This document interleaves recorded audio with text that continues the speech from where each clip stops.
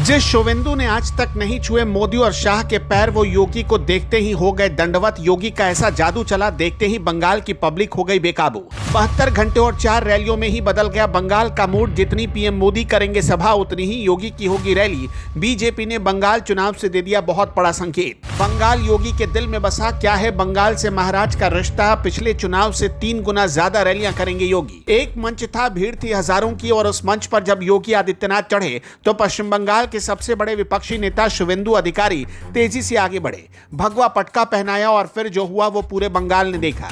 शुवेंदु झुके, पैर छुए और मंच पर दंडवत प्रणाम किया।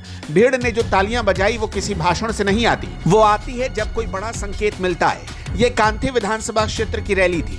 12 अप्रैल 2026 का दिन था और ये रैली सिर्फ एक चुनावी रैली नहीं थी, ये एक संदेश था पूरे बंगाल को। वो संदेश ये था कि योगी आदित्यनाथ कोई आम नेता नहीं है जो चुनाव जीतने के लिए यहाँ आए हों। ये एक महंत है, एक पीठाधीश्वर है, और जिस इंसान ने आज तक नरेंद्र मोदी और अमित शाह के सामने कभी इस तरह सिर नहीं झुकाया, उस शुवेंदु अधिकारी ने योगी के पैर छुए।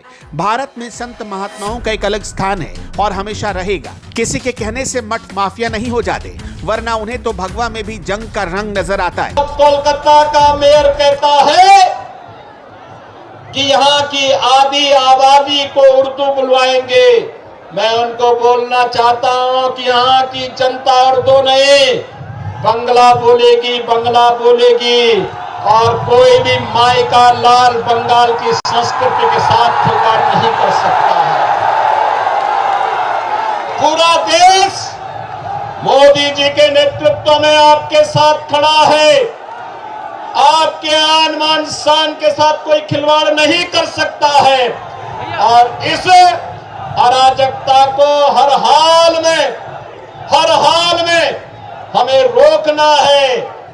बंगाल में बंगाली ही बोली जाएगी। ये कठमुल्लापन की संस्कृति यहां नहीं चलने दी जाएगी, किसी भी स्थिति में नहीं चलने दी जाएगी।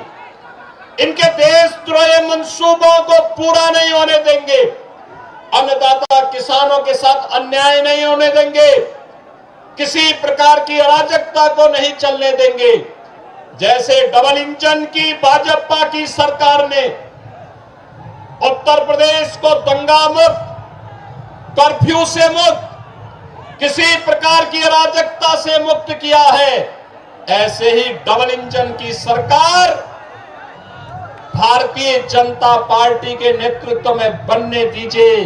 फिर सस्य श्यामला मातरम, वंदे मातरम की धरती हमारा बंगाल फिर से बनेगा। बंगाल के लिए योगी की डिमांड तो है, तभी तो 2021 के विधानसभा चुनाव में जितनी रैली योगी आदित्यनाथ की हुई थी, यानी करीब 10, उससे करीब 3 गुना ज्यादा रैली इस चुनाव में करवाई जा रही है। अब ये समझना जरूरी है कि योगी और बंगाल का रिश्ता कोई नया नहीं है। ये रिश्ता सदियों पुराना है। ये रिश्ता उस परंपरा से है जिससे खुद योगी आते हैं, यानी कि नाथ संप्रदाय। नाथ संप्रदाय के संस्थापक गुरु गोरखनाथ थे। उन्हीं के नाम पर उत्तर प्रदेश में शहर गोरखपुर बना। उन्हीं के मंदिर के महंत हैं योगी आदित्यनाथ। अब जानिए वो बात जो बहुत कम लोग जानते हैं। हिंदी साहित्य के बड़े विद्वान हजारी प्रसाद द्विवेदी ने कभी लिखा था कि नाथ पंथ के योगियों का एक बड़ा फैलाव काशी, मगध यानी बिहार और बंगाल तक था।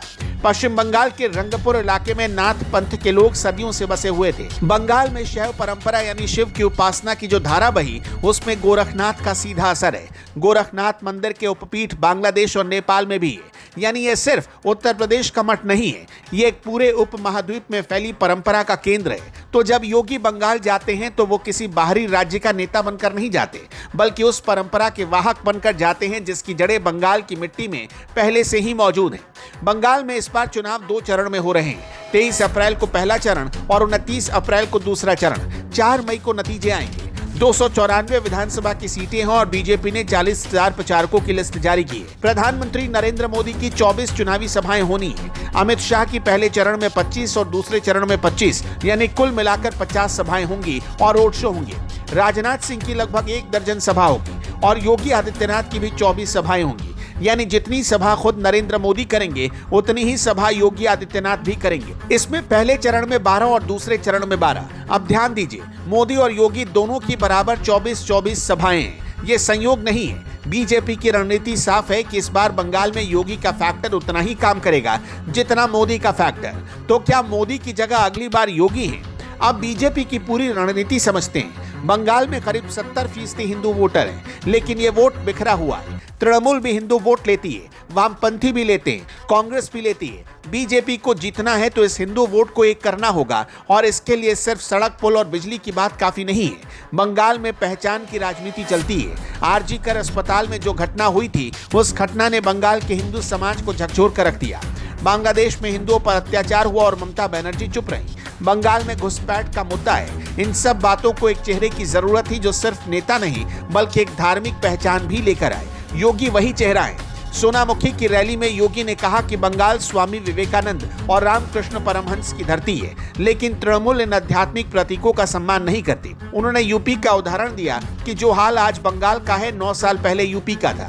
गुंडागर्दी थी, दंगे थे, माफिया राज था। 2017 में भाजपा आई और आज यूपी में न कर्फ्यू है न दंगा है, सब चंगा है। शुवेंदु अधिकारी और योगी का ये कनेक्शन सिर्फ इमोशनल नहीं है, ये एक रणनीतिक कनेक्शन भी है। शुवेंदु नंदीग्राम से जीतते हैं, वही नंदीग्राम जहां 2021 में ममता बनर्जी को हराया था।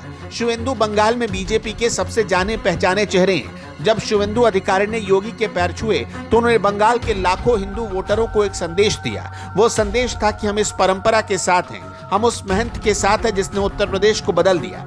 अप्रैल की गर्मी में बंगाल का सियासी माहौल उबल रहा है। तृणमूल हर तरफ से घिरती नजर आ रही है, और जब योगी बंगाल की धरती पर उतरते हैं तो जो माहौल बनता है वो किसी और नेता से नहीं बन सकता। भाजपा समर्थकों में यही बात जोश भरती है। हिंदू वोटर में वो भरोसा जगता है कि कोई तो है जो उनकी बात करता है, उनके मंदिरों और परंपराओं की बात करता है। बंगाल में इस बार लड़ाई तगड़ी है। 4 मई को पता चलेगा कि जैसे अभी तक योगी दूसरे प्रदेशों में जीत की गारंटी बनते आ रहे थे, क्या इस बार वो बंगाल में भी करिश्मा कर पाएंगे।